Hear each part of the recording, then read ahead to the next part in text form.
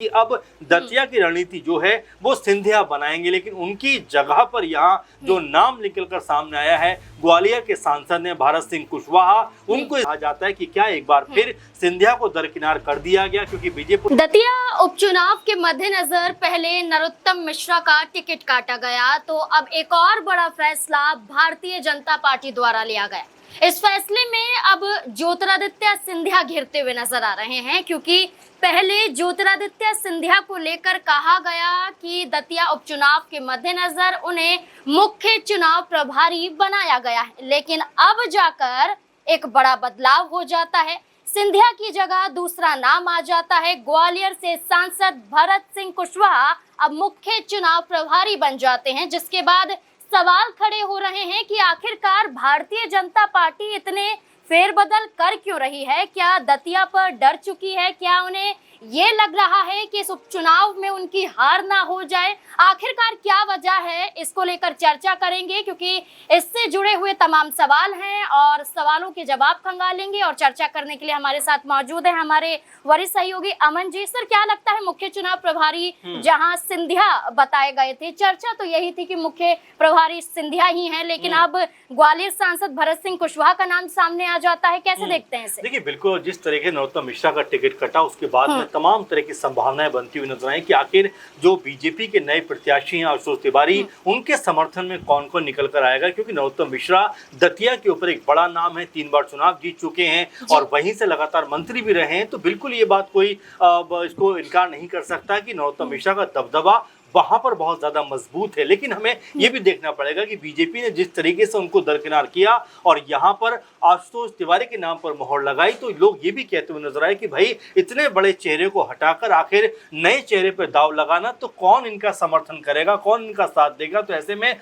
BJP की तरफ से ये बात कही कि बाकायदा उस समय तमाम मीडिया रिपोर्ट्स में भी खबरें खूब सामने आई कि ज्योतिरादित्य सिंधिया को मुख्य चुनाव प्रभारी बीजेपी ने बना दिया है और यहाँ का जो चुनाव है वो सिंधिया मैनेज करते हुए दिखाई पड़ेंगे, यानी रणनीति बनाते हुए नजर आएंगे। लेकिन अब जो खबर सामने आ रही है वो वाकई में हैरान करने वाली है कि क्या जो सिंधिया को लेकर तमाम तरह की बयानबाजी हो रही थी, तमाम तरह की खबरें उनको लेकर छप रही थी कि अब दतिया की रणनीति जो है वो सिंधिया बनाएंगे, लेकिन उनकी जगह पर यहाँ जो नाम निकलकर सामने आया है ग्वालियर के सांसद ने भारत सिंह कुशवाहा, उनको इस जिम्मेदारी दी गई है। तो कई जानकार अब ये कहते हुए भी दिखाई पड़ते हैं कि ये पूरा मामला जो है वो जातिगत समीकरण साधने के लिए भी है, क्योंकि आप देखेंगे कि दतिया के सीट के ऊपर अगर हम जातिगत तौर पर बात करें तो यहाँ पर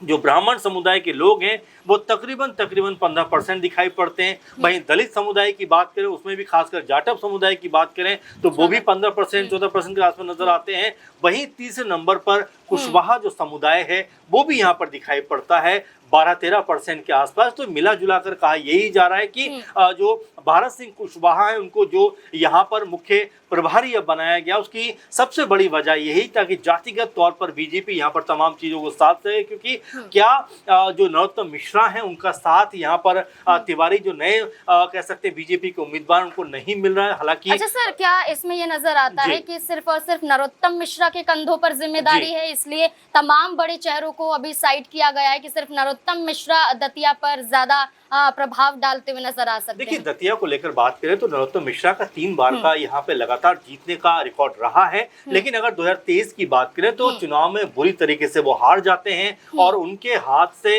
न सिर्फ जीत जाती है बल्कि सरकार और जो बीजेपी है वो भी उनसे पूरी तरह किनारा करती हुई दिखाई पड़ती है। आपने देखा कि किसी भी बड़े कार्यक्रम में वो नजर नहीं आए और जब उपचुनाव होने की बातें यहाँ पर शुरू हुई तो सबसे बड़ा नाम और पहला नाम को दिमाग में आया बीजेपी की तरफ से तो वो नरोत्तम मिश्रा ही थे। लेकिन जब टिकट का अनाउंसमेंट होता है, जब ये पता चलता है कि नरोत्तम मिश्रा का टिकट काटकर यहाँ पर आशुतोष तिवारी को टिकट दिया गया है, तब हर कोई हैरान था। और उस समय हमने देखा भी कि उनके तमाम जो समर्थक थे वो सड़कों पर उतर जाते हैं, चक्का जाम करते हुए नजर आते हैं और एक तरीके से विरोध का उनका जो जिस तरीका था उसको लेकर भी सवाल उठे, क्योंकि 11-12 घंटे का रोड जाम कर दिया, लोग परेशान हुए। तब भी नरोत्तम मिश्रा को लेकर कहा गया कि उन्होंने अपने समर्थकों को आखिर उन्होंने क्यों जो है इस बात की हिदायत नहीं दी कि ऐसा ना करें, इसको लेकर भी तमाम सारे सवाल उठे। लेकिन यहाँ ये भी देखना होगा कि जैसे उनका नाम कटा तो क्या आशुतोष तिवारी वो चेहरा है जो यहाँ जीत दर्ज कर सकते हैं और क्या यहाँ यहाँ पर नरोत्तम मिश्रा के जो समर्थक हैं उनका पूरा साथ यहाँ आशुतोष तिवारी को मिलता हुआ दिखाई पड़ेगा, क्योंकि जिस तरह की नाराजगी नजर आई उसको देखकर तो ऐसा लगता है कि पूरी तरीके से वो यहाँ बीजेपी के जो नए प्रत्याशी हैं उनके साथ में खड़े होते हुए नजर नहीं आएंगे। बिल्कुल, आशुतोष तिवारी ने तो ये तक कहा है कि जो कार्य नरोत्तम मिश्रा ने दतिया पर किया है उसी को हम आगे भी बढ़ाएंगे अगर चुनाव हम जीतते हैं। इस बीच में सर, जैसा हम सिंधिया का जिक्र कर रहे हैं, नरोत्तम मिश्रा का जिक्र कर रहे हैं, सिंधिया की तरफ से एक बयान सामने आता है कि जो दतिया पर उपचुनाव है इसमें हम प्रधानमंत्री के नेतृत्व में ये चुनाव जीत जाएंगे। ये बात कहना सिंधिया की तरफ से क्या बताता है? एक तरफ नरोत्तम मिश्रा कहते हैं कि जनता जिताएगी, जनता पर विश्वास है, घर घर जाएंगे, दूसरी तरफ सिंधिया कहते हैं कि प्रधानमंत्री के नेतृत्व में जीत होगी। कई तरह की बातें दिखाई पड़ती है, क्योंकि सिंधिया इस समय अपना जो लोकसभा क्षेत्र है वहां पर लगातार लोगों से मुलाकात कर रहे हैं, तमाम शिकायतें सुन रहे हैं, तमाम नई परियोजनाओं को जो है उनके बारे में बात करते हुए दिखाई पड़ रहा है। और ऐसे में हर कोई यही कह रहा है कि भाई सिंधिया एक मजबूत चेहरा है, बड़ा चेहरा है, दतिया में आखिर वो कब प्रचार प्रसार शुरू करेंगे। तो यहाँ पर वो जिस तरह का बयान देते हुए नजर आते हैं उससे भी ये लगता है कि क्या अब यहाँ पर आपस में भी कोई बड़ा अंतर्द्वंद दिखाई पड़ता है, क्योंकि हमने शुरुआत में जब देखा कि लगातार सिंधिया की बातें हर जगह होती हुई दिखाई पड़ रही थी, हर जगह ये कहा जा रहा था कि सिंधिया को ही मुख्य चुनाव जो प्रभारी है बीजेपी की तरफ से बनाया जाएगा। लेकिन अब जो नाम निकलकर सामने आता है उसको लेकर भी कहा जाता है कि क्या एक बार फिर सिंधिया को दरकिनार कर दिया गया, क्योंकि बीजेपुर पे हमने देखा था उस वक्त भी ऐसा हुआ था कि सिंधिया को जिम्मेदारी कई जगह दी भी गई और कई जगह ऐसा लगा कि नहीं भी दी गई, क्योंकि वहां पर वो दिखाई नहीं पड़े और उसको लेकर भी तमाम तरह की बयानबाजी हुई। लेकिन यहाँ दतिया की अगर बात करें तो बीजेपी के लिए अपनी साख बचाने के लिए यहाँ की लड़ाई बहुत बड़ी और जरूरी है। मुख्यमंत्री मोहन सिंह यादव ये कहते हैं कि यहाँ की लड़ाई राजा बनाम रंग की है, इसलिए घनश्याम सिंह जो राजघराने से आते वो नहीं चाहते थे कि ज्योतिरादित्य सिंधिया जो राजघराने से खुद भी आते हैं उन्हें यहाँ पर आगे किया जाए। तो इस लड़ाई को देखते हुए ये बदलाव किया गया। देखिए अलग बात है दोनों, क्योंकि ज्योतिरादित्य सिंधिया जिस तरीके से बीजेपी में है, घनश्याम सिंह जो है कांग्रेस पार्टी में है, और दोनों का इस मामले में कोई भी कह सकते हैं कि तालमेल नहीं हो सकता, दोनों अलग अलग पार्टियों से हैं। अब यहाँ पर राजा और रंग की लड़ाई को कहना क्या दर्शाता है कि क्या जो आशुतोष तिवारी हैं उनके पक्ष में माहौल इस तरह से बनाया जाएगा कि भाई एक गरीब की लड़ाई वो लड़ना चाहते हैं, एक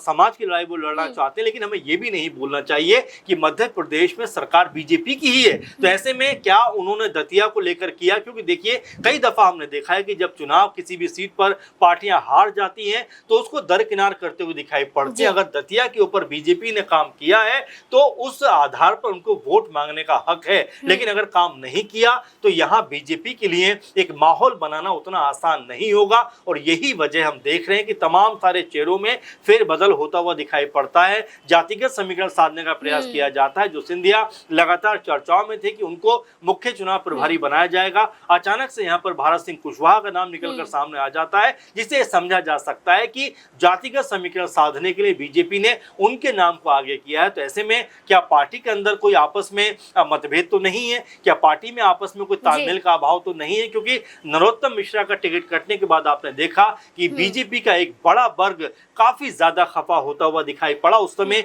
जो जिला अध्यक्ष थे उन तक ने भी अपना इस्तीफा दे दिया था। तो आप ऐसे देखें कि इस मामले में कहीं ना कहीं बीजेपी की जो स्थिति है वो दो किनारों पर जो है खड़ी हुई दिखाई पड़ती है। उसका मिलान क्या हो पाएगा? क्या कोई ऐसा चेहरा है जो दोनों को मिला पाए? ये अपने आप में एक बड़ा सवाल कहने के बनता हुआ दिखाई पड़ता है। बिल्कुल, जानकारी के लिए बता दें, जहां ग्वालियर सांसद भारत सिंह कुशवाहा को मुख्य चुनाव प्रभारी बनाया गया है तो वहीं प्रदेश महामंत्री राहुल कोठारी को सह चुनाव प्रभारी बनाया गया है। अब जिम्मेदारी सौंपी गई है, फेरबदल किया गया है और जैसे तैसे चुनाव जीतना भी है। अब देखना होगा कि क्या आशुतोष तिवारी के चेहरे पर भारतीय जनता पार्टी उपचुनाव दतिया में जीत पाएगी या फिर नहीं। आपको क्या लगता है? अपनी राय कमेंट सेक्शन में जरूर दें।